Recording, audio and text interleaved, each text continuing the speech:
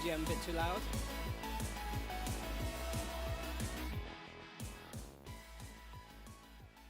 How's that? Hi! How's everyone's week been? Thanks for coming along.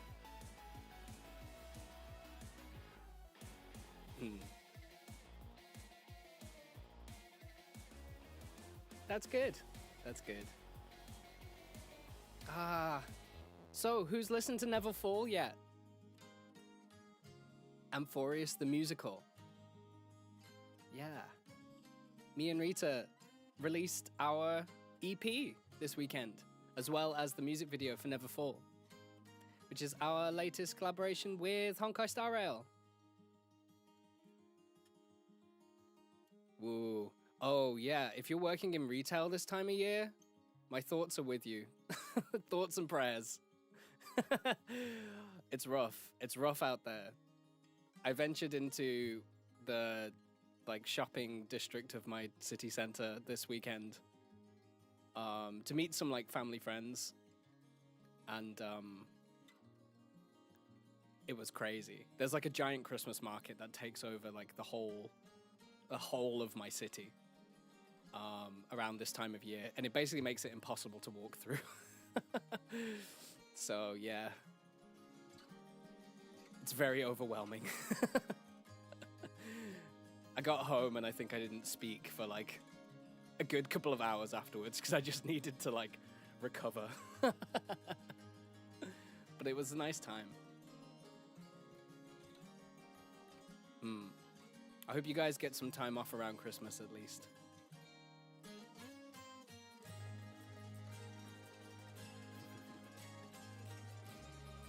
Yeah. So, Never Fall is, I think, my final release of 2025. And it's funny because I guess it was almost one of the earliest commissions of 2025 in a way too. It was at the beginning of the year that Hoyoverse got in touch with Rita and myself and asked us to do this two-part Amphorius the musical thing, which was probably February time, maybe? Sometime around then. It was pretty early in the year. It's crazy. It kind of feels like, for me and Rita at least, we've been sort of working on these songs all year. So it's amazing to finally be able to share them with you both. With you all. Us both. Share them with you all. Those are the words. Those are the words I meant. This song's really special to me for lots and lots of reasons. I think with all of these big kind of commissions that we've had for Honkai Star Rail, I've tried to take the opportunity to make them very personal for me as well. So with Liberame, which was our first official collab with Hoyoverse, I had an orchestra and a choir that was run by lots of people who are good friends of mine in my home city. And lots of people involved in that project. All the musicians were all kind of really close, good friends of mine. And recorded in one of my city's most legendary studios too. And similar with Rise Again, when it came to Never Fall, I think because me and Rita had done two big orchestral focused songs for Hoyoverse beforehand, we wanted to, I kind of wanted to find another way that we could still do something that was really grand in scope and really pushed and stretched us, but also explored something a little bit different. And Rita came up with some references for what maybe Never Fall could sound like. One of those was A Soft Place to Land from the musical Waitress, which is this very kind of Americana country musical. And it got me thinking that I wonder if we could do something that was a bit kind of country folk for this. And it made sense because the kind of this world, the area that kind of opened up in the next patch of Honkai Star Rail had a lot of like folk music, like British Isles and Americana folk music influences. So I decided to get in touch with a bunch of folk musicians who I was really connected to in my city. And yeah, I want to like really put you guys on to some of these musicians if I can, and take this opportunity to shine a light on them too. But before we do that, why don't we have a little watch of Never Fall together? Maybe some of you haven't watched the music video yet, so we could do a little react. How does that sound? Oh yeah, country music. Pebble is our resident Texan country music expert, I think.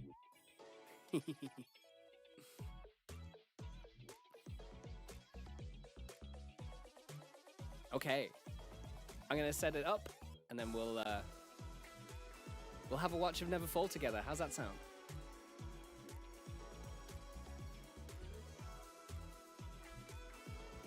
Okay, I'll be right back.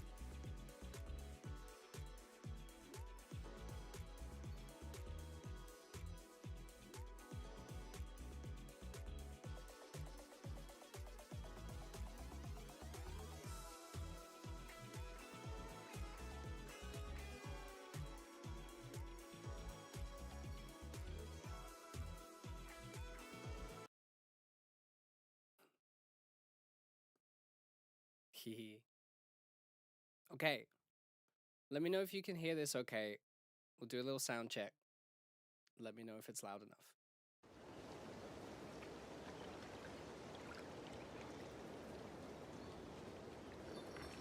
We're hearing all the beautiful sound design work. Now, it's your turn.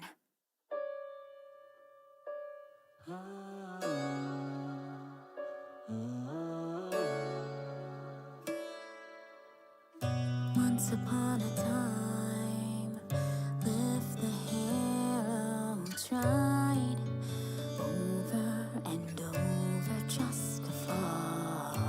With every single fire, his ashen heart grew tired, searching for embers of hope.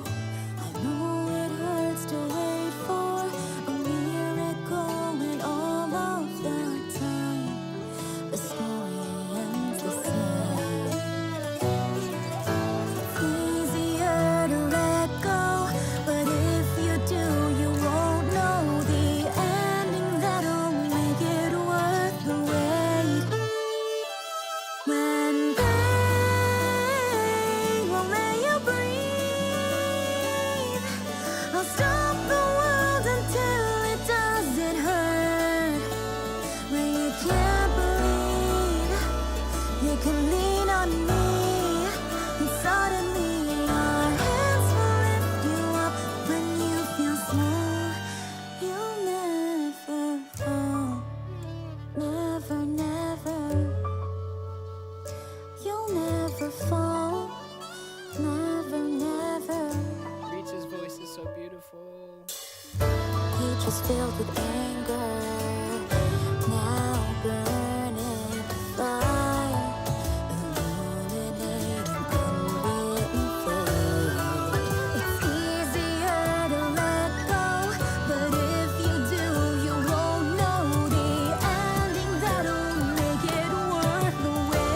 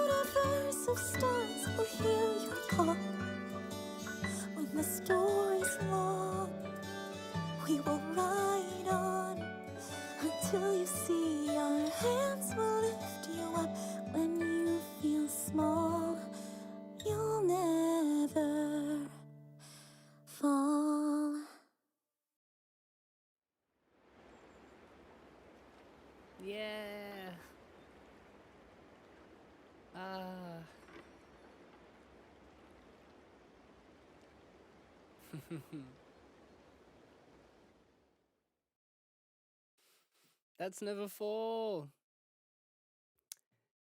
Well, thanks for coming to the stream. Goodbye. No, let's talk about it, shall we? Oh, thank you, everyone. Yeah, we really worked hard on this song. I know we always work hard on everything that we do, but there was something about this song that I think we knew from the beginning that this was a very special song. Thank you. You got 21 bars. It had to feel like a climax to the story of these characters. But also, as well as that, some people have mentioned here in chat that, they're not really, they don't play Honkai Star Rail, they don't follow it, but they still really love the song. And I think that was also a really big part of what we wanted to achieve too. We wanted a song that could stand on its own as well. I think a lot of the best songs from musicals do that too. Like, we mentioned A Soft Place to Land from Waitress earlier on. I've never seen Waitress the musical, but I love that song. I love She Used to Be Mine. There's a bunch of songs from that musical that I love, but I don't actually know the story of the show at all, really. So yeah. And yeah, how do you feel with your work reaching and affecting so many? It's really hard to really comprehend, if I'm totally honest. Particularly when you see songs that have view numbers of tens of thousands and hundreds of thousands and even like millions. I can't even really. I can just about like picture like 10 to 20,000 people if I think of like a stadium full of people or something. I have no idea what 100,000 people looks like. I have absolutely no idea what like 1,000,000 people looks like. When my Muso stats came out and it was like, you've had 24 million streams in total through all of your songs, I was like, that's like is that like a city's, like a mega city's worth of people? I don't know. Yeah. It's really hard to comprehend. But, those numbers aren't everything. And to be honest, just knowing that our music has even touched like a single person is enough. It really is enough for me. It makes it all worth it. So yeah, I want to show you some things. So I mentioned that we had some really cool musicians involved in this project, and these guys are called the Urban Folk Quartet. They're a group of UK folk musicians who have a really special place in my heart. So I studied underneath this man here, Joe Broughton, at university. He was one of my composition tutors, and he also led a band called, well, I won't share the full name, but he led a folk ensemble band at the university that any student from any pathway was allowed to join. I was studying music technology, but I could play guitar. So I joined in and had an amazing time. We used to Joe used to take the band on tour every year, and we'd tour around all these folk festivals and venues. And it gave me a real kind of introduction to being a professional musician, as well as steeping me in a lot of folk music, which I loved. He's also very well respected in his own right in that he has been part of some of the UK's most kind of prestigious folk groups over the years, the Albion Band and such, and starting the Urban Folk Quartet. We also have Paloma Trigas, who is his wife, incredibly successful and accomplished Spanish violin player and fiddle player. She also plays folk fiddle, but is also an incredible classical violin player too. Paloma is one of the scariest musicians I've ever had the pleasure of knowing, because she's completely humble in her abilities, and yet might be on like as an all-rounder, maybe the best musician I think I've ever met in so many ways on a technical level. as we'll get into when we kind of listen to the song, but when Paloma was recording her takes in the studio, um, her tuning on the violin is like at a level that I didn't know was possible. And what makes her scary is the fact that she would play a take and it would seemingly be the most perfectly in tune, in time take that a person could ever possibly do on the violin. And then she would go, "No, I'm not happy with it. I'm doing it again." And we go, "Okay." And then she'd do it again. And somehow it would somehow be more in time and more in tune. And I don't know how it was possible. That terrifies me. Next to Paloma, we have Dan Walsh, who is a clawhammer banjo player, of which there are not many in the UK. It's very much more of an American thing, from what I understand. But Dan is incredible. He's also a great singer. And Dan plays the banjo in a way that I didn't think banjo could be played. He actually went to India for a while to study like Indian classical music, but on the banjo. So he does like they have a track called the Whiplash Reel, where he basically plays like an Indian raga on the banjo. It's crazy. It's crazy what he can do. And then next we have Tom Chapman, who's playing the cajon kit. So this is a cajon, which is like this box drum that you sit on. But he also plays it in combination with a lot of other percussion and drum kit elements. You can see here he's got a hi-hat and a crash. His full setup has a lot of other things. He'll have like hand percussion stuff, these kind of congas, and then sometimes you'll have like a wood block on another pedal here. And so like both of his feet and both of his hands will be doing like multiple different things at the same time. One hand will have a stick in, the other hand he'll just be using his bare hand on the box. Like he basically like is an innovator in cajon playing. Like people have written books about him. Like whole chapters of like cajon playing books about the innovations that he's done with this instrument. So basically each one of these musicians is like one of the most highly respected musicians of their craft. And when they all play together, it's like magic. It's absolute magic. When I asked them if they would come and record this song for me, I kind of felt it was a long shot. They're so busy and they're all working professionals.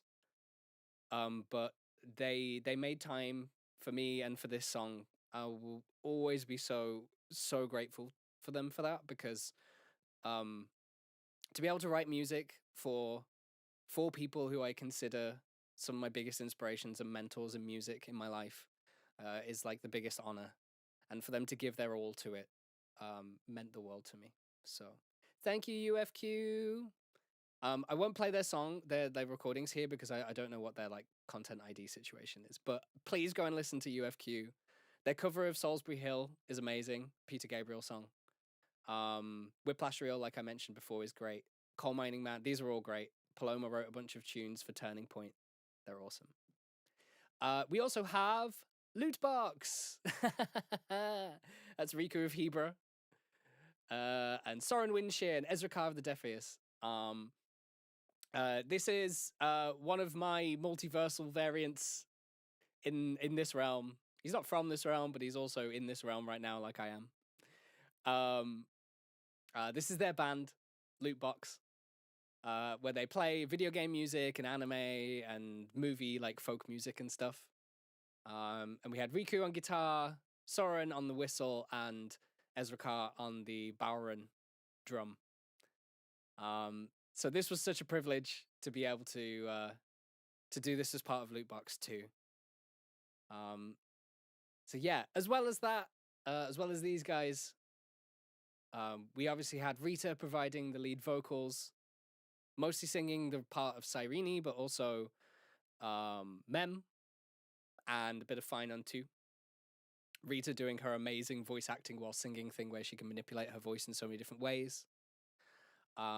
And we also had Starlight Daryl on playing the bouzouki. It was amazing to have Daryl over in my city in person, to be able to do this. It was such an honor and just such a privilege to have her there.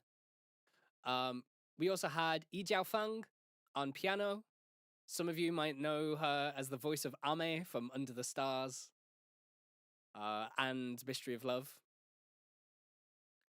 And you might also know she also played piano on Liberame too. She also happens to be my wife, my real life wife. And then we also had Seata Yuki from the VTuber Symphony Orchestra playing harp for us. And then our music video was done by Rans and Ordinary. Ordinary we knew because Ordinary won one of the animation categories for the Multiverse Vistas competition the same year that we did, I believe. So we thought it'd be really cool to collaborate them with that. So yeah, thank you to all of our assistants as well, who helped out with the background artist, the rigging, the logo, compositing, all of that. So much went into making this music video and this song. Yeah. So why don't we have a little go through the track, and I'll kind of break it down section by section. I'm gonna see if I can get my DAW Logic to work and to send audio to you guys whilst also being able to hear me speak. My audio might sound a little bit different while we do it. I'm gonna try it. I tested it and it worked. If it doesn't work, then we'll just go through the music video like this. But do you guys mind if I give it a shot and we'll see if it works? Let's give it a go. Okay, I'm gonna set it up and then I'll be right back. Don't go anywhere.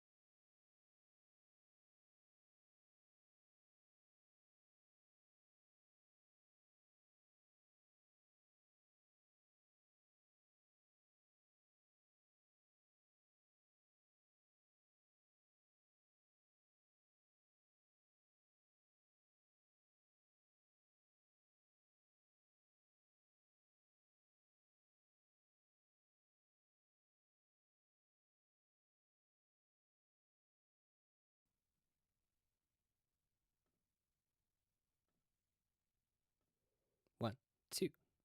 I think that's working now. Can you guys hear me now? Is that coming through okay?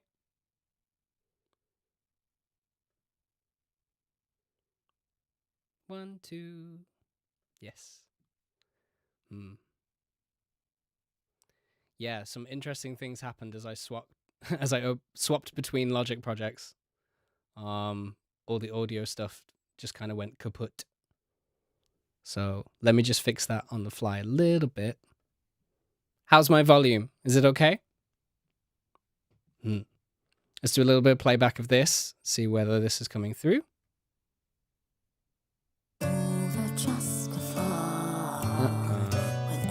Maybe. His ashen heart grew tired piece of hope. A little bit loud. I know it hurts to wait for a miracle when all of the time the story ends the same. It's easier to let go, but if you do, you won't know the How's this? ending that'll make it How's my volume against Logic? Is that kind of working okay? when Can turn it down a little bit more. Is that better now? I'll stop the world until it doesn't hurt. Mm. When you can't believe That's good. you lean on me. I'll try and figure out some smoother ways of doing this with the switching between things. Because I go through Logic to actually process my mic audio normally. But I can't do that at the same time as showing you guys a project. So, and then when you switch projects, like all of the like audio, like all the audio routing stuff kind of goes crazy for a moment, and that kind of made everything not work.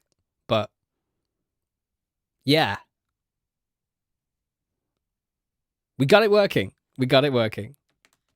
I'm learning so much about just like streaming tech and stuff doing all of this. I set up a Stream Deck just for today. Programmed lots of things to make things easier for me. So, still learning. Okay. So this was my mix project for Neverfall. It doesn't look too busy, I guess, because everything's kind of organized into different sections and different groups and things. But if you look at the side, you'll see there's like 167 channels, actually. Which still isn't like crazy, but it's a lot. So this is like the unmastered project file. Just the mix file.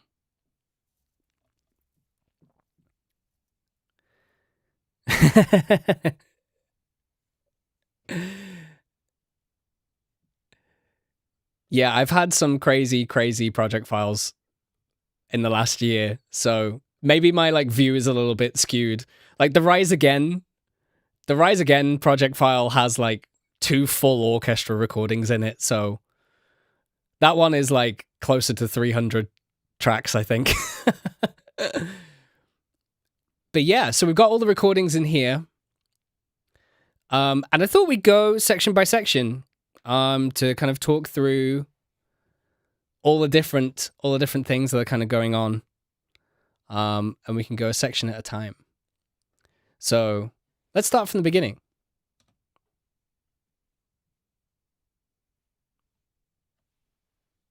Now, it's your turn.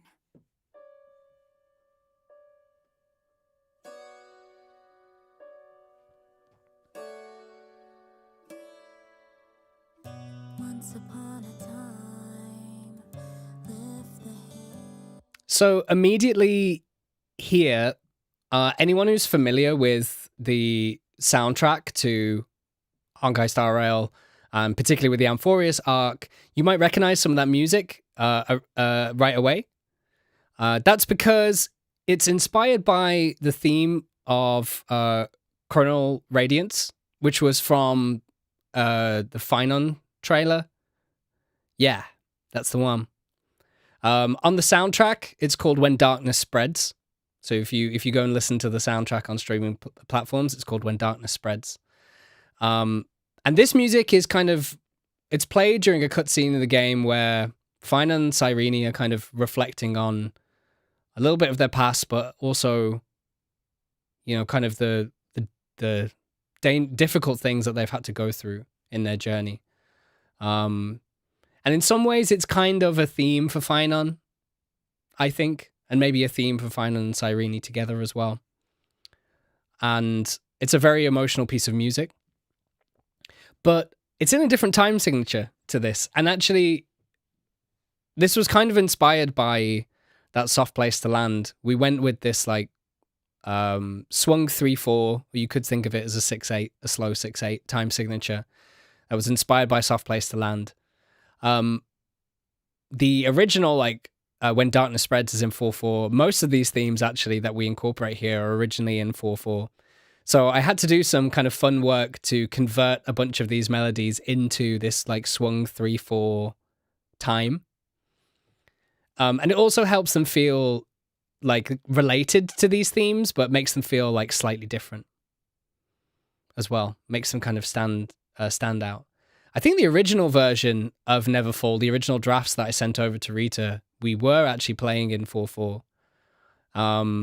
And this was part of where, like, me and Rita really, like, pushed each other for this track to try and get the best thing we could. But Rita was like, this is good, but it's not quite hitting the same way as what we should be aiming for. And I agreed. I was like, yeah, there's something not, it's good, but it's not quite there. And then I tried converting the time signature into this swung 3/4, slow 6/8 kind of thing. And then I sent the draft over to Rita and she was like, that's it. That's exactly what it should be.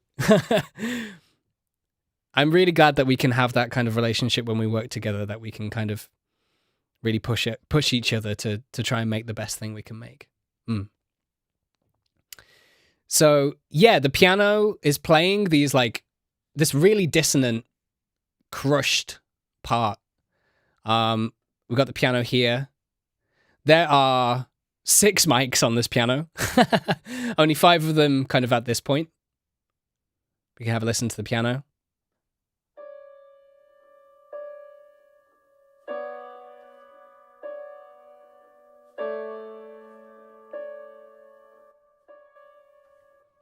Oh, thank you for listening. Thank you for listening to the song. Thanks for playing it on repeat. So this piano part, it's playing, like, these 3 notes, which are all whole tones apart. So you've got, like, the root, the second, and the third of the interval, all, like, playing together. Gives you this really, like, clashy kind of sound. But in a way, and this is going a little bit technical for music theory stuff now, but it's kind of like playing a major chord, like the root and the third, and then you're kind of putting in the 9th of the chord, or technically a second in this octave, kind of in the middle of those 2 notes. So it still gives you this kind of major chord sound, except you have this kind of dissonance in between the 2 notes that makes it feel a little bit uneasy. It's a really beautiful thing because you can then reharmonize these 3 notes, and that's something that I do kind of throughout the song, where we change how dark and how pretty these 3 kind of dissonant notes sound, depending on what bass line you write underneath them and how you contextualize them. So here they sound pretty somber, with these bass notes going down underneath. And then the bass notes kind of disappear.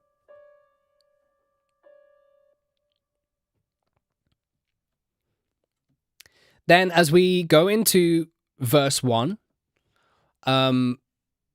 we have these, like, lyrics from Rita singing. And actually, like, compared to a lot of our other collaborations, I think this was probably the song that me and Rita have collaborated on the most lyrically. With, like, our first song that we did together, Heartbeats, that was primarily me on the lyrics, with Rita kind of doing kind of suggestions and tweaks and coming up with different, like, she kind of came up with the concept too that I kind of followed. And then in the other ones following that, it's actually was mostly the other way around, with Rita taking the lead on the lyrics and me kind of taking that role of doing just, like, some kind of minor suggestions and tweaks and stuff. And this was one that I think we worked very, maybe not quite 50-50. It was probably still mostly Rita, but there was definitely a lot more collaboration with the lyrics, I think. Yeah, and the lyrics went through a lot of different revisions. We tried out lots of different things, and we ended up being really critical about, like, is this line having the emotional impact to its fullest right here? Or is there a better way? Is there a better word? Is there a better rhyme? You know, I'm really glad that we spent that time on it. But yeah, the concept of the song was that Cyrene is kind of retelling the story of Finon's struggle to Demiurge, I believe, and trying to help Demiurge kind of understand why Finon is pushing and struggling, and the reasons for wanting to try again, and also to try and extend this message of love, and that love can be the thing that saves everyone, and can break this cycle that Amphorius is stuck in. Yeah, we really worked hard to get those emotions across. And beautifully sung by Rita as well. I think she really embodies the characters that she sings here. Once upon a time, lived the hero tried over and over just to fall. With every single fire, his ashen heart grew tired, searching for embers of hope. I know it hurts to.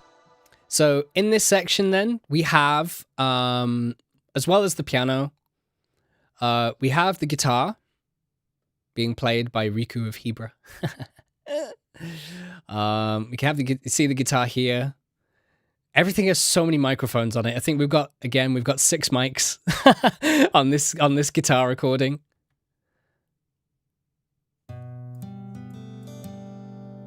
You can see how much I've edited my playing to get it in time. I'm so like self-critical of my own recording. I edit the hell out of it. Even if I play it quite well, I still edit the hell out of it. But yeah, we've got this like stereo pair, which is really nice. It kind of picks up the wide image of the guitar. This middle mic, that's this is like a ribbon mic, which is a very old type of mic that's really warm in its sound. And then we have these room mics as well that are a distance away, give a nice space to the sound. Can you hear how far away it sounds?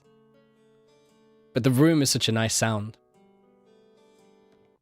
And the guitar part is playing like it's outlining this very simple chord progression that's essentially just like a G major chord to an A major chord, more or less.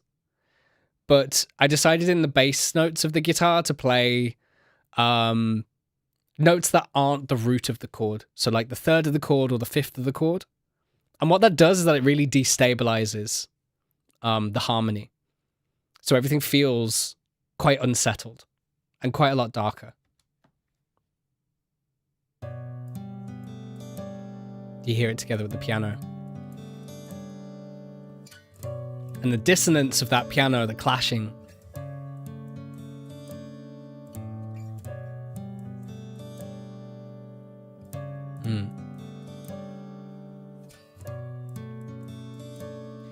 Yeah, those ribbon mics were very commonly used, a lot more kind of back in the mid 20th century. So yeah, a lot of soul music probably would have used those kind of mics, and they do have a very warm, natural kind of sound. We also have Dowell's bouzouki part. There's actually 2 that are kind of layered over here. And some motifs that you might recognize here, particularly if you listen to Rise Again.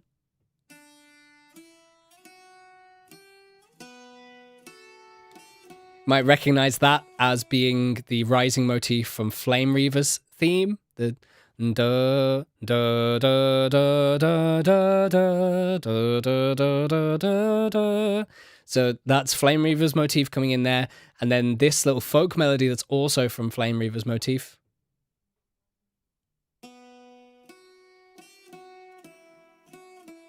But in this swung 3/4 time. And the reason for that is that unlike Rise Again, that kind of starts with this positive side of the story and all hope and then ends in kind of the darkness, we wanted Neverfall to be like a direct mirror of Rise Again in like many ways. So we wanted the structure to kind of be a mirror image in some ways, and part of what we did by that was like, okay, we're going to start from this darker place and we're going to move into this more hopeful place by the end of the song.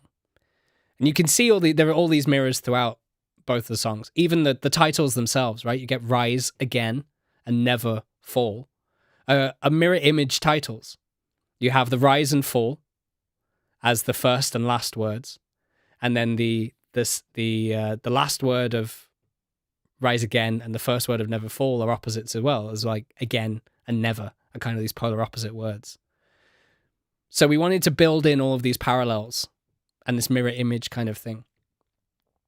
And in this darker kind of part of the song, Cyrene is kind of telling the story of like the hero who tried over and over just to fall. With every single fire, his ashen heart grew tired.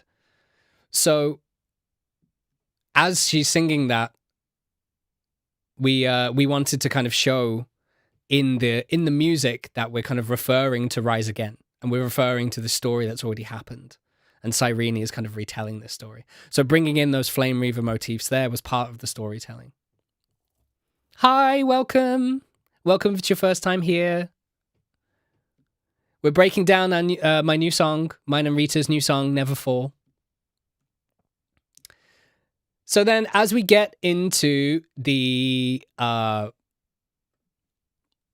pre-chorus of the song, we have Dan Walsh on the banjo coming in, as well as Joe Broughton on the fiddle.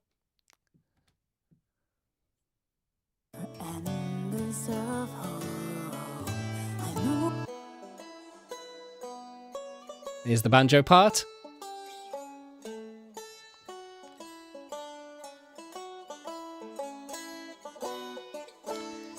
And the banjo part is playing some of the instrumental music that you hear in the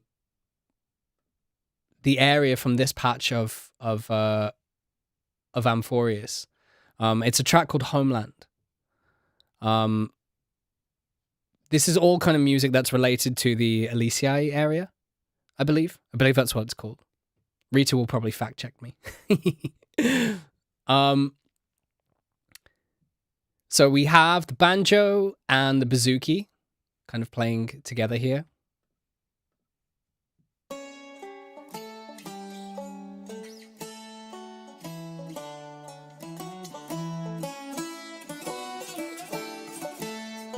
Playing that Homeland motif. And then the fiddle, Joe comes in on the fiddle here, and he is also playing the Elysiae melody, which is this solo fiddle track from this area as well.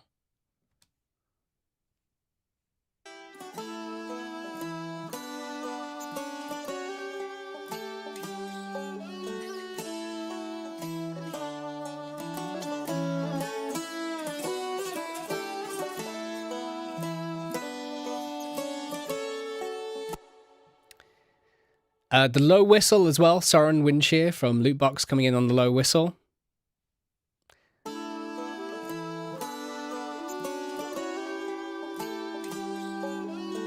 So we have like all these different layers that are kind of acting as counter melodies to one another. And it's really difficult to write music like this when you're kind of layering different melodies over one another to make sure that each one has its place and they're not getting in the way of the vocal melody. So I spent a lot of time both in the arrangement and the mix to try and make sure that nothing was overpowering and everything felt like it was still working together. I really like the low whistle part here because this is actually a motif from Rise Again. It's the chorus of Rise Again.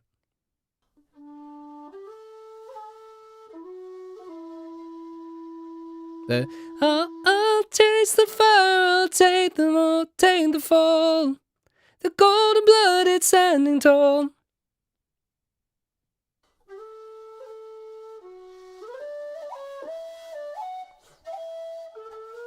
And then it goes into its own bit.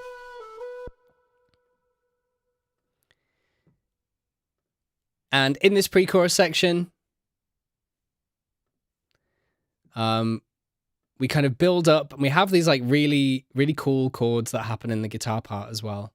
Where we kind of end on a chord that's like from outside of the key. It takes you to a place that you don't expect to go. If you kind of hear the guitar on its own here.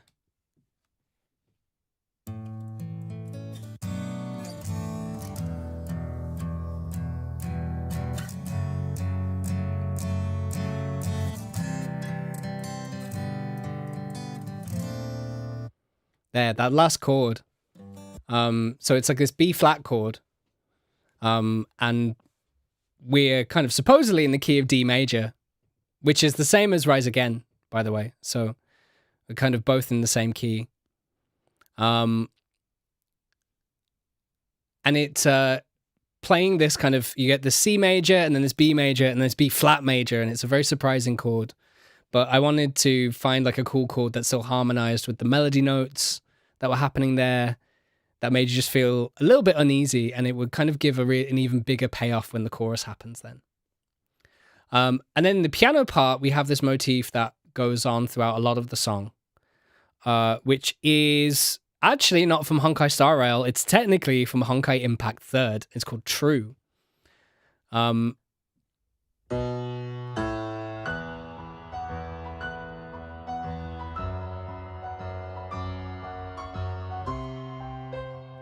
So that arpeggio pattern, which is when you play the notes of a chord but individually, is from Honkai Impact 3rd. And it's related to a character called Alicia, I think. Which a lot of people have kind of like drawn parallels between Cyrene and this character from Honkai Impact 3rd. And similarly, there's a character who also has an analog with Finam 2. So there's all these kind of parallels between the different games in the Honkai world now as well. And in some of like the earlier cutscenes and trailers that had Cyrene in, this little motif could be heard in the piano. So I decided to kind of weave this throughout our song as well. And then when we get to the chorus, you'll notice that we kind of basically redid what we did with Rise Again, with the Anthem of Eras motif, which is the which is kind of the main theme of Anthorius. And we put that into the fiddle part, the violins. You can hear that here.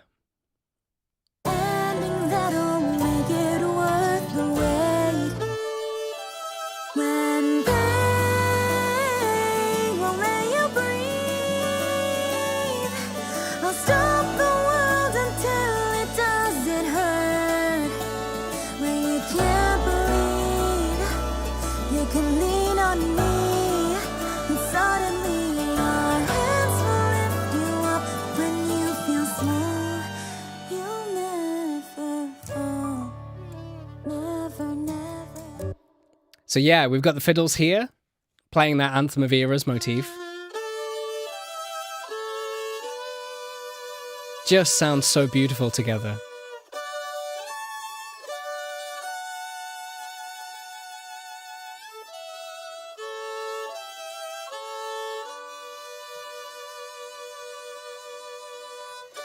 And then all of the kind of like plucked stringed instruments, which I have put in a group called Pluckers here,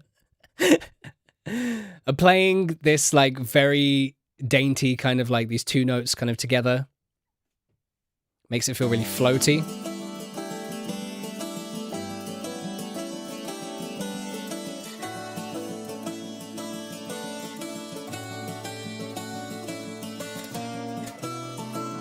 Actually, this guitar part as well is playing these like really pretty chords that I really love. If you just listen to that on its own.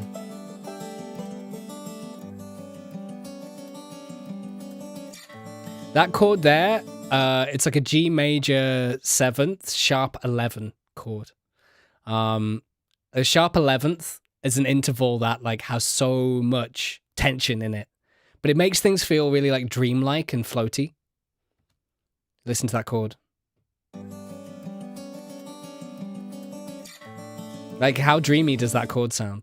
It's super dreamy. It's the dreamiest chord, in my opinion. We also have the harp, I believe, coming in here too, along with the piano.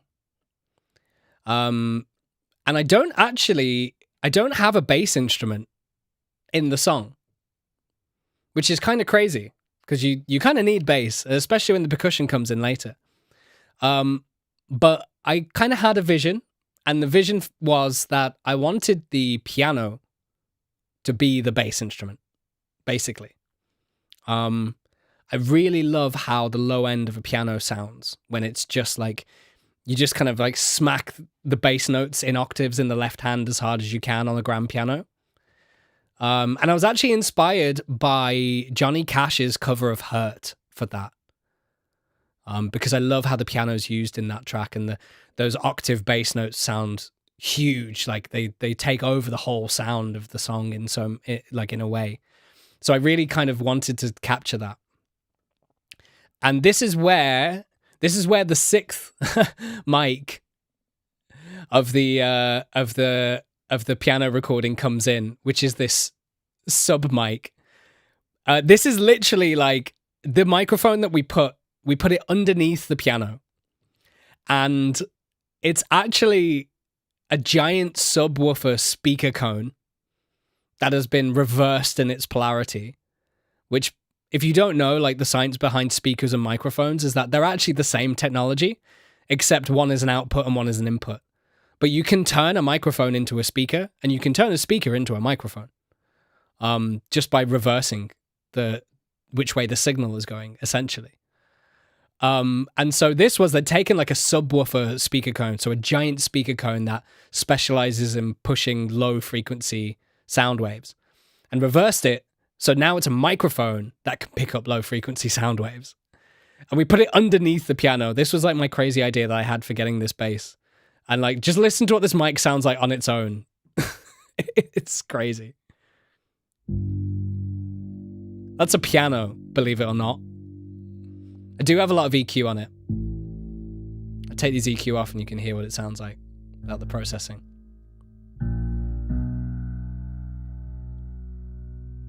If you're listening on your phone, you probably can't hear that.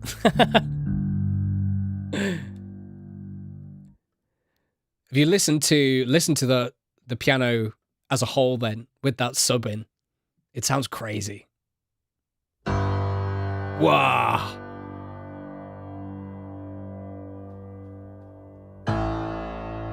Huge. I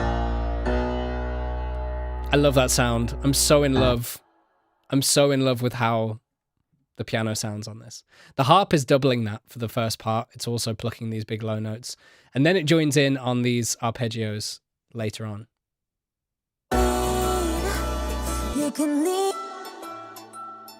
So it's joining in the plucking with the plucking instruments.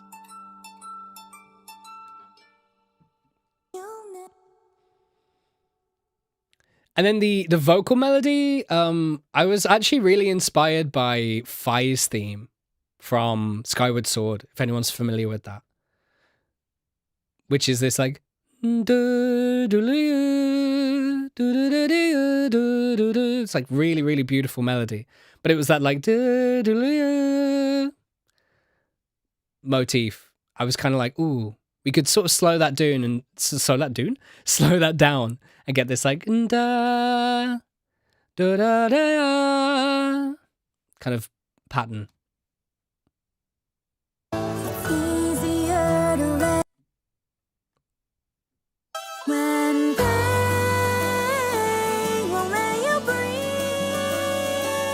And we added some more ornamentation in there as well with the pain will let you breathe. So it started from kind of this point of being inspired by Fi's theme, and then we kind of built it into its own unique melody from there. Then we get this kind of like hangover section afterwards, which has Joe on the fiddle just laying down some improv stuff. His speciality as a fiddle player really is like his beautiful like folky ornamentation, as well as his ability to like improvise and solo, which I love here. Just added this really nice kind of subtle.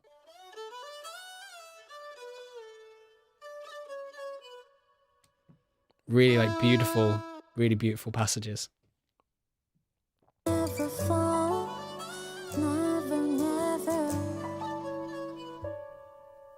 Pages filled with anger. And now we have the kind of the proper entrance of the cajon as well. The cajon was doing some. Where's the cajon part? Where are you? Percussion? Cajon. The cajon was doing some like cymbal work throughout the chorus, the ride cymbal in the pre-chorus and chorus, just very, very softly. It's just like gives this, it kind of adds to the floatiness of that chorus. And then we get the cajon beat comes in.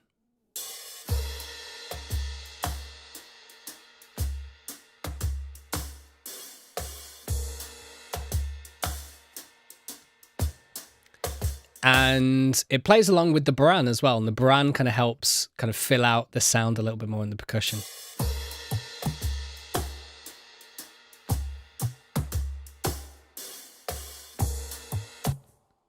And the baran especially has that cool sort of like dum, dum, dum. You can change the pitch of the baran very easily by pushing against the skin with your hand. So then alongside with the bass and the piano, you get this really cool, like unique sounding rhythm section that I really love with the cajon, baran, and then the piano and the bass. And then we have like some counterplay between the plucked instruments in this section too, in the verse.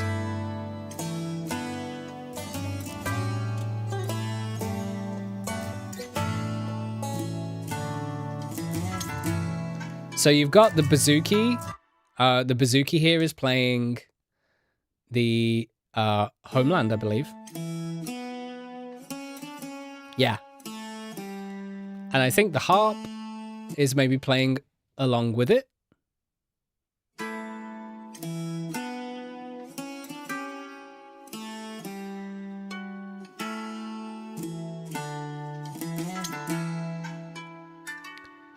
So the harp is playing along with the fiddle, actually. So they're playing the Elysiae melody. So you've got the harp and fiddle playing the Elysiae melody. You can hear those together. And then the bouzouki playing the Homeland theme. And then the banjo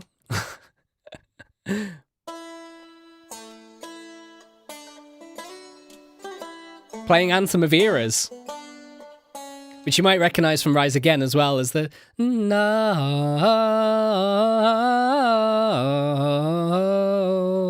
that you hear near the beginning. But now it's obviously in this swung 3/4 time. So there's like, you've got 3 different Amphorius melodies all like playing together at the same time, which is crazy. It sounds like a lot, but I kind of heard that all of these melodies all felt very similar in different ways and kind of interwove with each other quite well. So I did a lot of experimenting, and at times I was like, this probably doesn't make sense. Why would you have all these at the same time? But then I listened to it and I'm like, oh, it's really pretty though. You just hear them all interweaving with each other.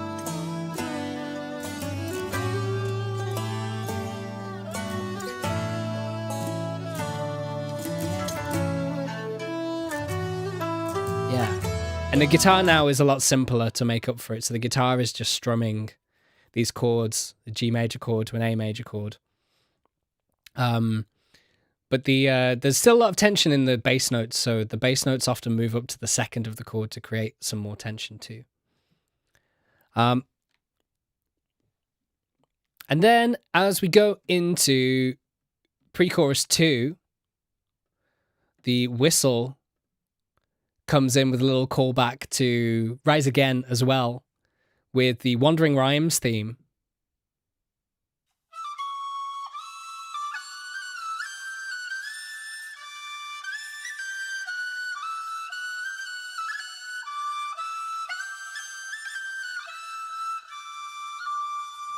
which you might recognize as the bathe in light, heaven's blessing shining bright from the intro of Rise Again. So yeah, there's a lot going on in verse 2 in the pre-chorus too. Kind of all layers, lots of different layers all overlapping. Just kind of reflecting like all these different characters and these storylines that all interweave throughout the story of the game too.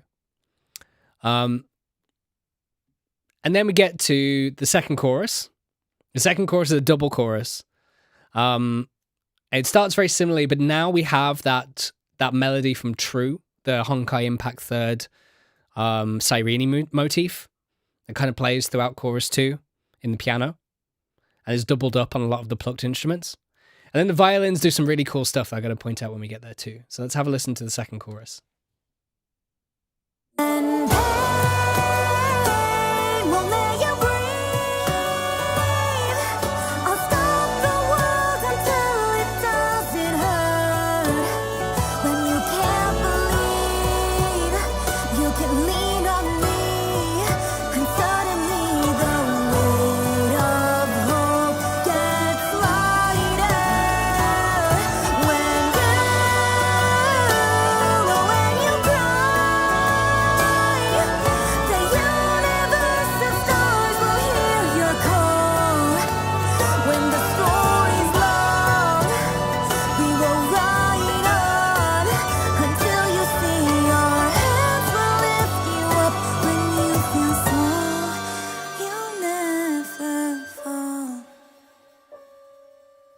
alone. So yeah, halfway through the chorus, the violins go off and join the When Darkness Spreads Coronal Radiance motif, which is like the main melody actually from Coronal Radiance, which you can hear here.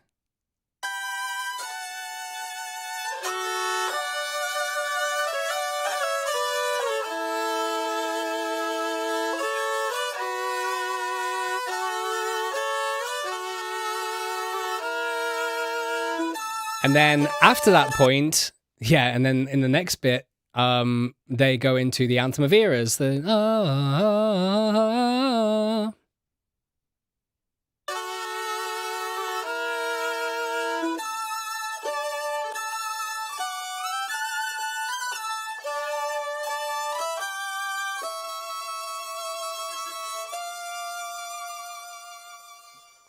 really beautifully played.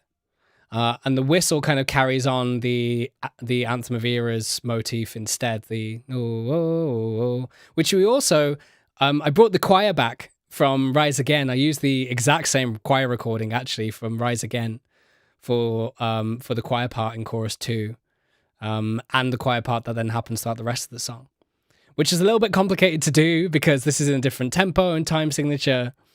So I had to do a little bit of kind of like clever editing work to make it all fit. You can hear the whistle here. And beautiful ornamentation on it.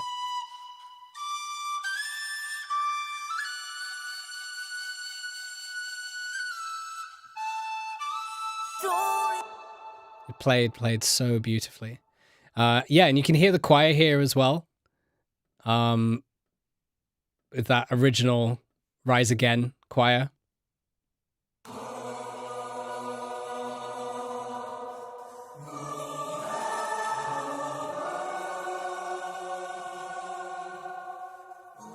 Which is being sung by the Budapest Scoring Choir.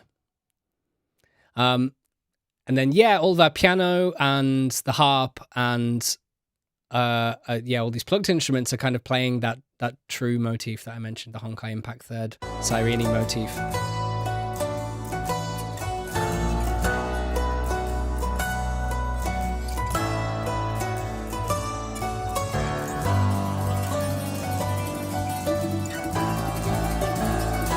You might have noticed a little bit of a Flame Reaver's motif there as well in the bouzouki part. Daryl was playing the do, do, do, do, do, do. Yeah. And then we kind of move into the last section of the song, which maybe kind of inspired by writing The World Outside kind of earlier this year, but I thought for a big emotional ending for this 2-part musical, it'd be good to have a section that kind of built up with all these different layers and kind of grew and grew and grew. And that was an idea that I had in my head. I don't think I'd shared that with Rita, but then I think completely independently of that, I think Rita said to me, like, I think we should have this kind of like big repeated kind of ending that builds and builds. And I was like, yo, that's what I thought too. So we were like super on the same page with that without even kind of like sharing that, which was really cool. So yeah, so we have 3 characters here. We have Finan coming in first, and he's singing again that like that Coronal Radiance melody, the da da da da da da da da da melody. And then Demiurge Mem has this kind of repeating, almost like this mantra about like maybe like it's kind of how can I live another way, like there'll always be another way. Like it kind of changes as it goes on, as they kind of realize that there's a different way to live, there's a different ending to this story. It doesn't have to all just be this cycle of doom and death and loss, you know. And then Cyrene comes back in at the very end for the chorus. And throughout we kind of have all these different themes. The harp comes in very early on, with one of the Amphorius melodies, with one of these Elysiae melodies. And then slowly the bouzouki comes in, the banjo comes in, like bit by bit, it all kind of grows. The hero carries on as one we rise. And then those little choir swells that are from the second chorus of Rise Again. The harp. And some improvised fiddle lines from Joe.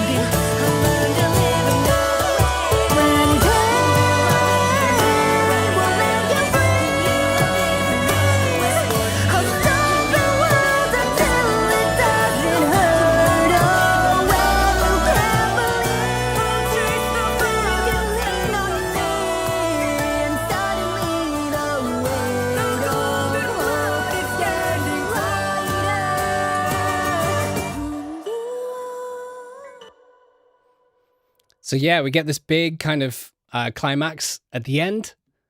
And because we have like these 3 vocals going on at the same time, I did a lot to try and like give them their own place and separation. Look at this automation.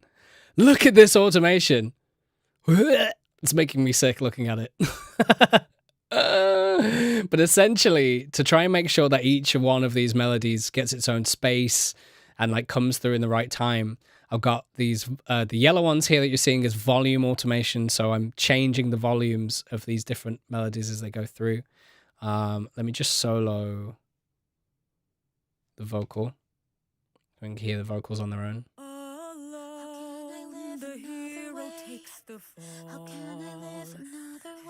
So you've got Demiurge vocal like coming out of the, it's panned to the right hand speaker. If you're listening on headphones, I think you should be able to hear this okay. I believe so, unless I've got it in mono. No, it should be coming through in stereo. So yeah, you've got Mem on the right, and then you've got Finan on the left-hand side. And then I'm also changing like how much reverb. So the amount of reverb on Finan's voice grows as he's singing. You won't be able to hear that, actually. Let's unmute the reverb, shall we?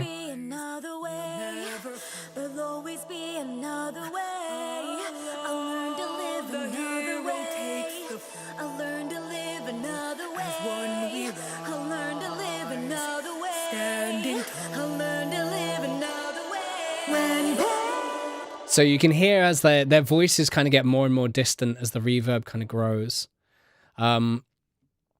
And then I also wanted like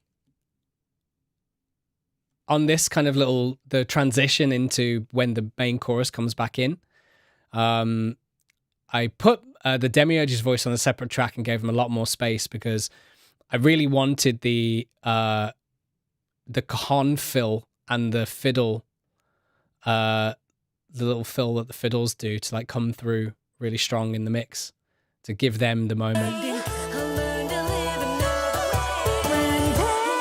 Like that. And then I'm kind of playing around with the panning then as well. So the lead vocal comes in, and that's panned ever so slightly off to the side to begin with, off to the left-hand side. Finon's vocal moves to the center, and the Demiurge's vocal stays kind of on the right, but is brought in slightly. So now you can hear all three at the same time.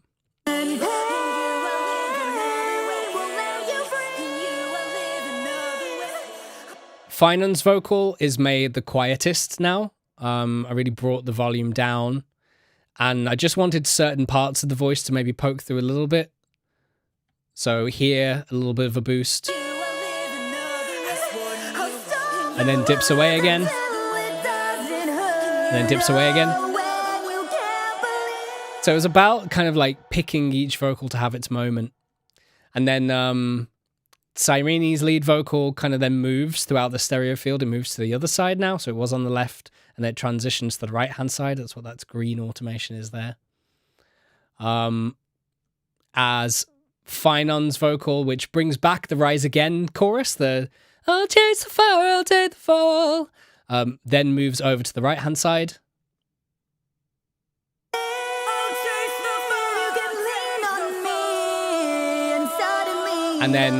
And Mem's vocal, like Demiurge vocal, also gets like reduced in volume and then disappears to give those two the space. So you've got kind of, it was deciding like which ones are the most important for any one time. So you've got kind of Finon and Demiurge together. And then we've got Finon way quieter and it's mostly Cyrene and Demiurge. And then Demiurge goes away, so then it's Finon and Cyrene. And then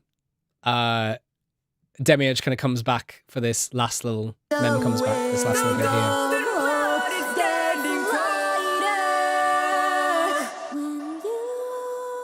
So yeah, loads going on to make sure that everything was coming through clearly there.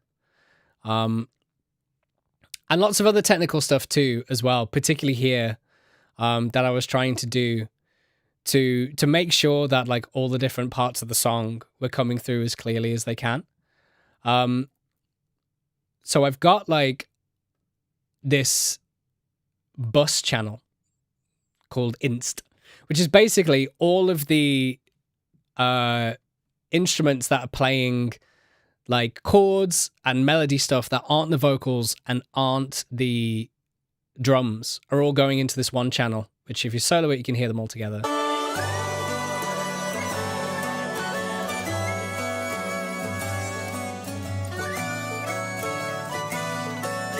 And what I've got is that I've got this plugin called Soothe 2 on it.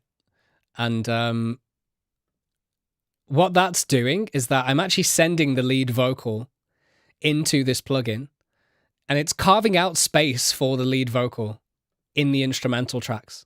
So it's deciding like what frequencies are most important to the lead vocal, and then it's cutting them out of the instrumental. So you can kind of hear them together now. And you'll see this will work.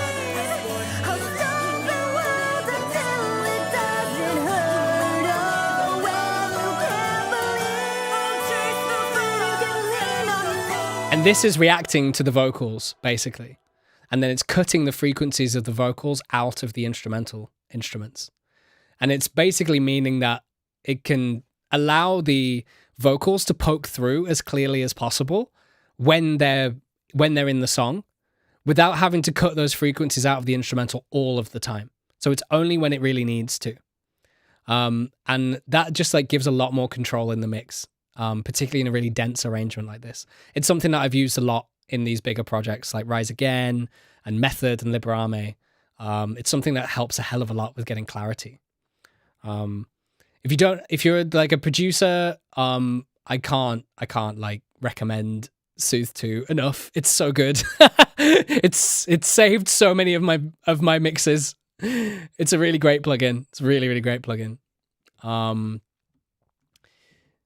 So yeah, and then we get this this outro then, which I think Rita's performance here might be my favorite part of any of Rita's performances ever in anything ever, is like the outro to Never Fall, because her voice just becomes so beautifully honest and authentic and fragile and vulnerable, and you can hear all of that in her voice. And it's like, on paper, maybe not the technically accurate performance, but this is something that I remember me and Daryl talked about with Music Box of Fate, with the fact that we kept in, like, Daryl intentionally kept in a couple of Mousie's sort of not perfect moments in some of the takes, because it was those moments, like, when done with intention, can actually add so much more emotion. And like, this is the take that Rita sent me, which to me said, like, this was the intention. The intention was to capture this fragility and this authenticity from Cyrene's voice. And it elevates the song so much, because we've been building up to this huge cathartic payoff. And it doesn't get better than this, in my opinion. It's just like a masterclass vocal.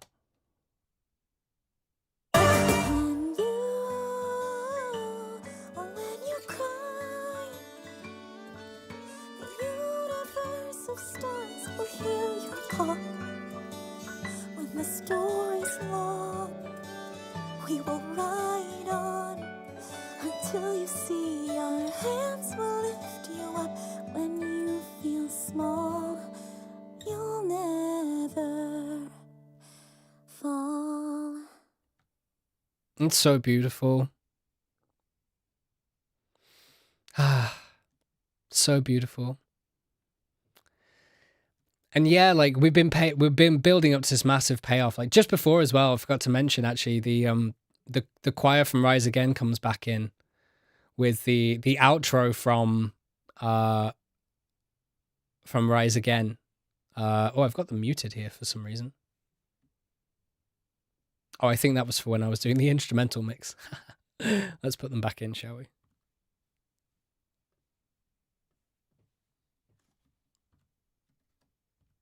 There we go.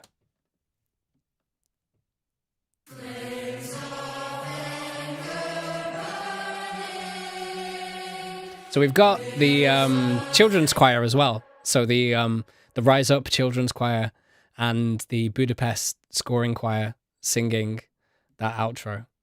I had them muted, but here was what it sounded like with them back in.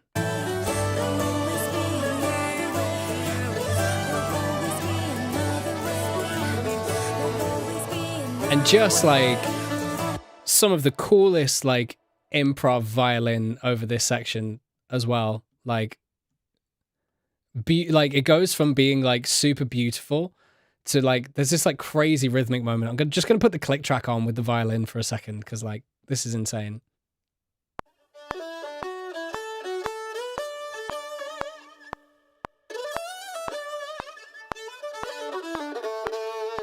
This bit.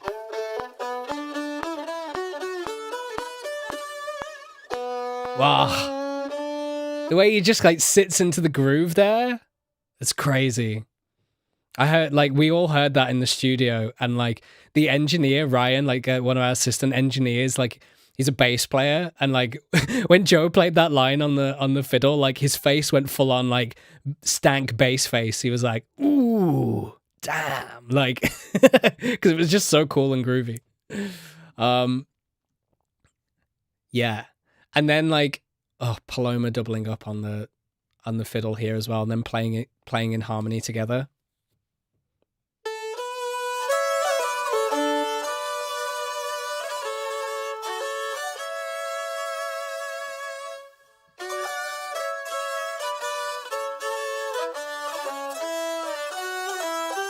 So they're like joining in with the lead vocal. We can hear that with the lead vocal. When pain will lay you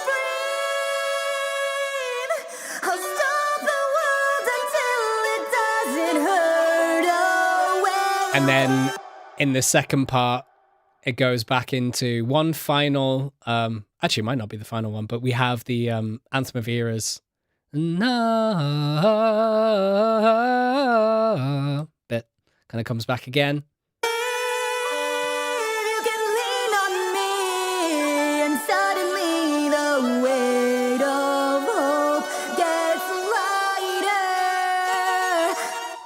Which a lot of the instruments are all kind of playing that. And then we get this lovely like improv violin from Joe in the outro.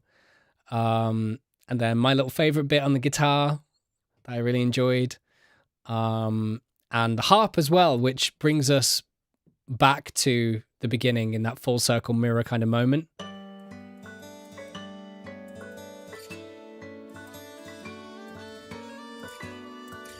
So we have the coronal radiance in the harp there and the little improv bits in the fiddle.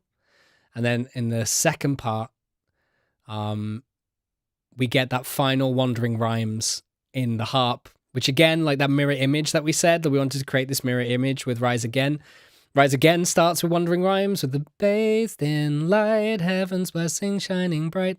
And that's how Neverfall finishes in the harp part.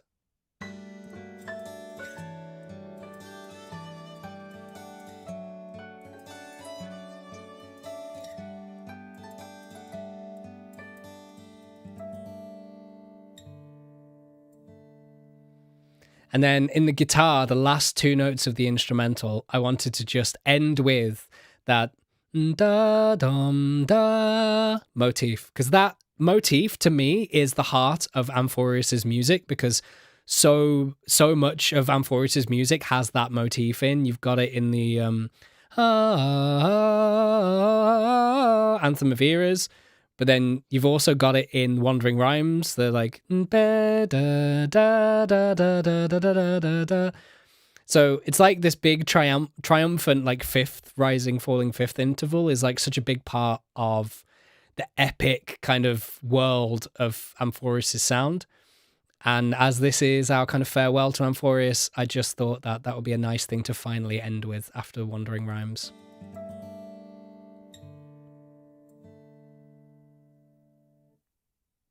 And then the guitar cuts out exactly on the word fall.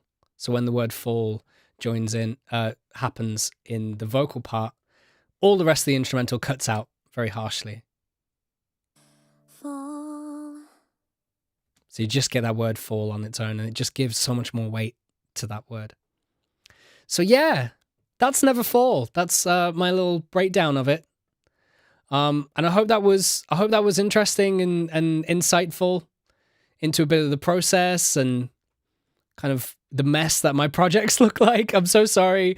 I feel like if there are any like producers in chat who are way more organized with their projects than I am, like I don't color my tracks.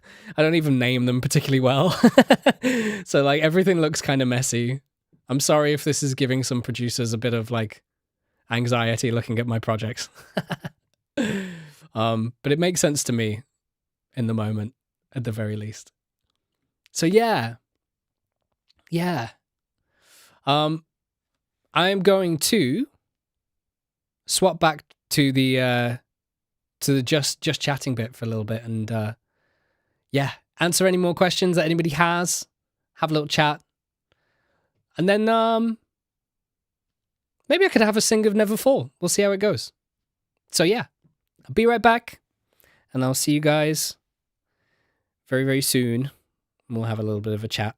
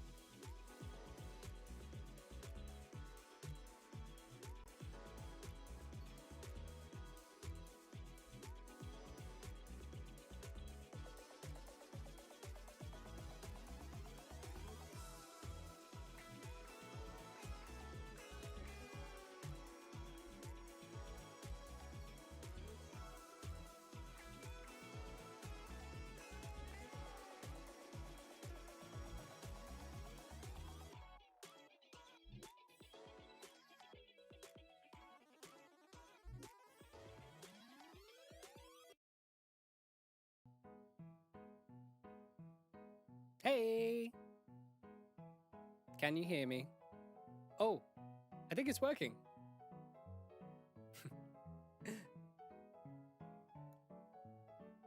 Seemed to work this time round, I think. Let me know if you can hear me okay. Seems so.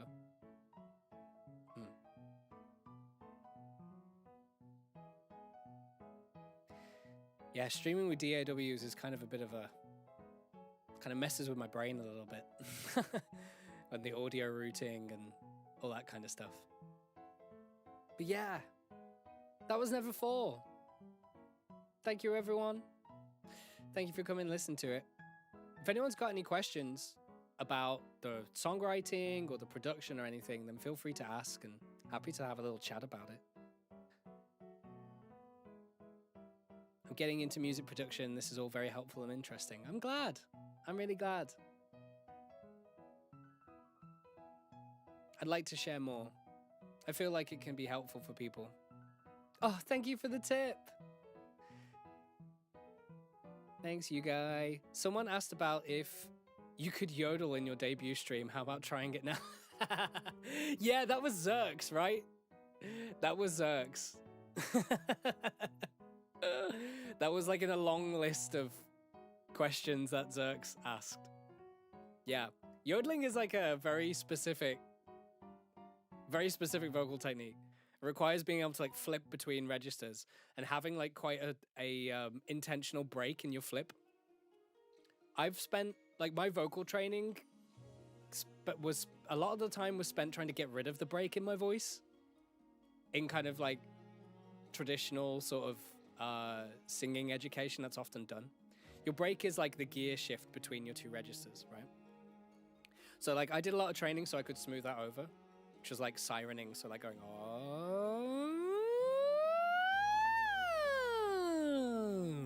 and making that as smooth as possible. In yodeling, you kind of need your break to be able to do that, like be able to flip up really like fast. You can hear in my voice how that doesn't happen because it's too smooth. So that was my attempt at yodeling and it wasn't good. What program would you recommend for starting out in music production? That's a good one. Good question to ask. So if you've not kind of done any music production before, I actually had this conversation, this question very recently from, I saw Aka Kanea here earlier on, actually. I don't know if Kanea is still here, but Kanea was involved in the Superstar of Shea Radio singing competition that me and Rita did the weekend. And Kanea actually asked me this question. When it comes to starting out, if you have no experience working with digital audio workstations before, then there's a few like free ones online that are kind of good to like get into. If you have like a Mac or an Apple device of some kind, then GarageBand is free, comes pre-installed usually, and has a really great amount of very accessible and easy to use functions for people who are just starting out. It's a lot of fun to just mess around with, and you can very easily just get some very simple demos together for songs. So GarageBand is good. If you don't own an Apple device, then there's actually there's like an online browser-based DAW called BandLab. And BandLab is kind of cool. It's not the most like in-depth, but I think it's a very good DAW for just starting out and to getting to grips with understanding how MIDI sequencing works and some basic recording stuff. So BandLab's really cool. And then as you get into wanting to use a professional DAW, it kind of depends on a lot of things, but I use Logic Pro. I think Logic is a really good all-rounder if you own a Mac. If you don't, then obviously you can't use it. Reaper is really good. It's a really good all-rounder and very affordable and very customizable. If you're a kind of PC gamer sort of person who really loves customizing their like computer experiences, then Reaper is definitely the DAW for you. It gives you a lot of control in that too. But it's maybe not the most easy to use out of the box. All DAWs have like a big learning curve, to be honest. You just have to like dedicate time. It's worth it.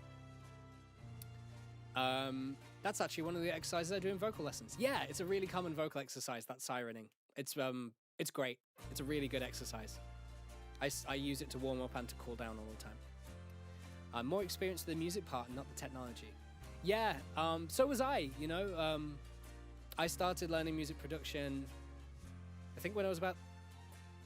when I was in this realm for 16 years, was about when I started. I've been playing music for maybe, in this realm, I'd been playing music for about 5 years beforehand, maybe, 4 or 5 years.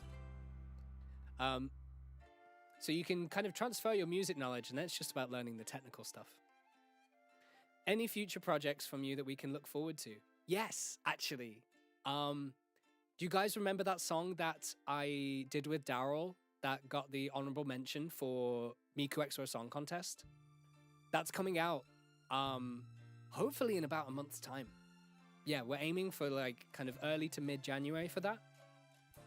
The production for the music video is going really, really well so far. All the art that Suika is doing is gorgeous. So yeah, I'm really excited for that. I think that's the only one I can announce publicly. Everything else is either NDA or not NDA, but definitely can't say it anyway. But next year is shaping up, like even beginning of next year.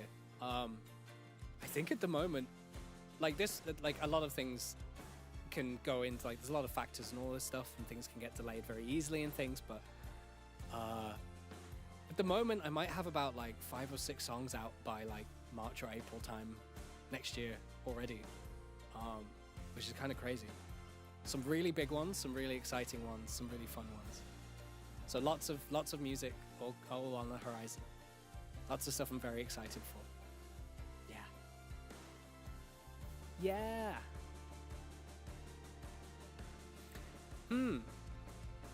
I wonder if maybe I could sing a bit of Never Fall to finish with. I think I'd like to do that. Is that okay with you guys? Yeah. I've never actually sung all of Never Fall on my own before. Actually, have you heard the 2 self covers that me and Rita did with the album release, the Amphoris musical? We did a self cover of Rise Again and Never Fall, which I sing on both, so you can actually hear my vocals. This is the first time a WUNDER RiKU track actually has a WUNDER RiKU vocal on it. So this is technically my like released vocal debut. I love the cover of Never Fall so much. Thank you. Yeah, I love it too. I wanted to like really lean into the kind of the more country kind of sound of it for that cover. And I love Rita's different, like how different Rita's vocal is on that too. And I had a lot of fun singing it as well. I do a little bit more of my rocky and kind of hip hop voice in Rise Again, and then Never Fall I got to do my folky voice, which I like. Yeah. Okay, I'm gonna set up for karaoke then, and we'll do some singing, and then I'll say goodbye. Okay, see you guys in a sec.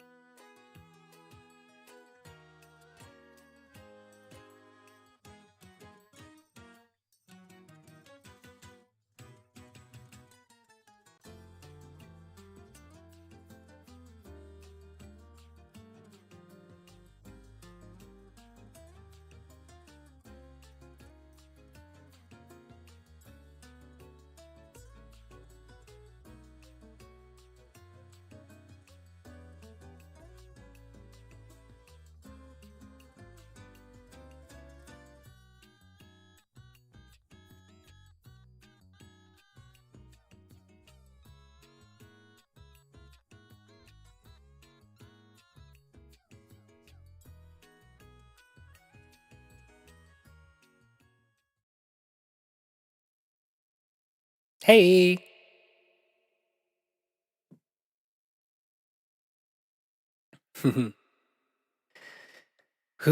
Okay. I'm gonna see what the volume's like, and hopefully it's coming through okay. So let me know if you can hear this. I think that's quite loud. How's that? La la la la la. Is that okay, volume?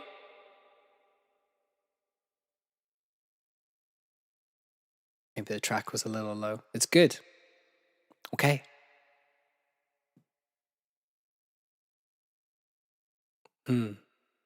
Let's go for it. This is Never Fall.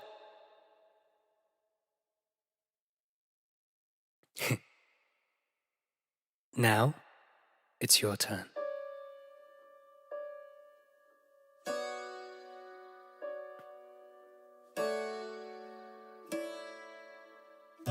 Once upon a time, lived the hero who tried over and over just to fall. With every single fire, his ashen heart grew tired, searching for embers of hope. No, it hurts to wait for a miracle when all of the time the story ends the same. It's easier to let go, but if you do, you won't know the ending that'll make it worth the wait.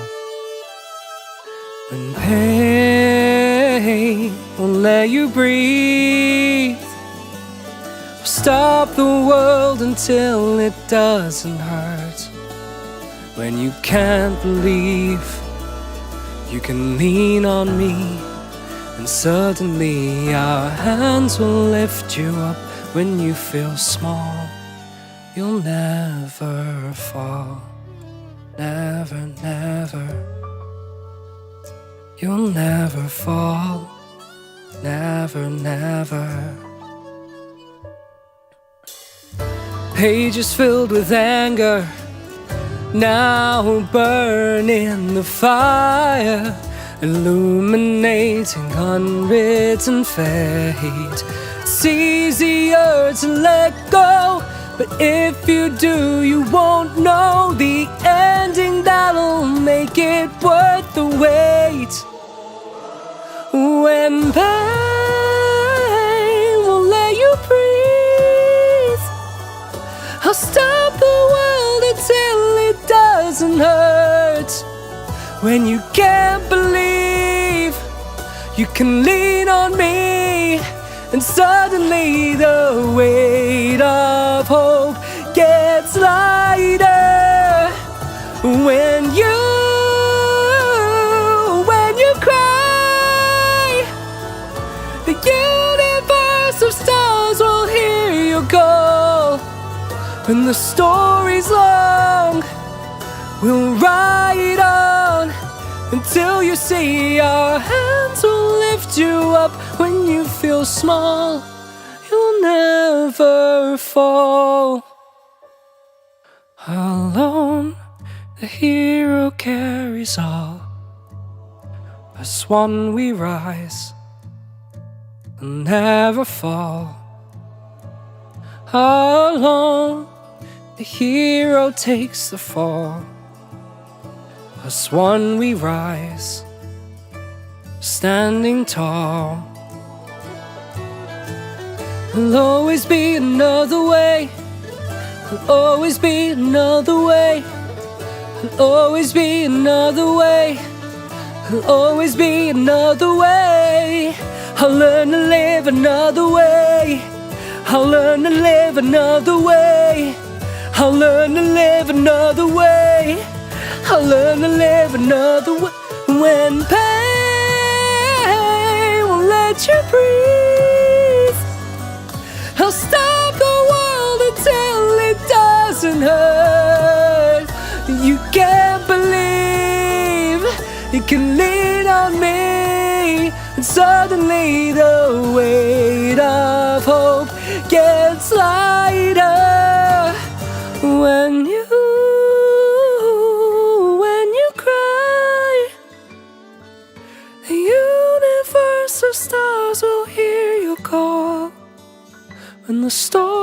long. We'll ride on until you see our hands will lift you up when you feel small. You'll never fall.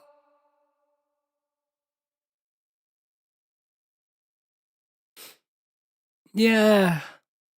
Thank you for coming. Thank you for listening to Never Fall and to Rise Again.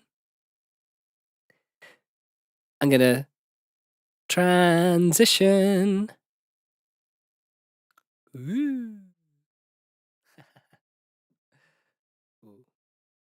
Those are the lyrics. You weren't meant to see this. Boom. Let's get up my schedule for the week. Here it is. Oh, it's big. Big schedule. So, at some point this week, I haven't decided on exactly what day, but one of these days, I'm going to be putting up actually a in the studio behind the scenes video of Never Fall, just like the Rise Again one, where you get to see all of the performers playing their parts in the studio. Rita is very kindly editing that video for me, so everyone give Rita a big thank you for editing the Never Fall behind the scenes video. I can't wait for you all to see it. You'll get to see Lootbox and UFQ and Daryl all doing their amazing things.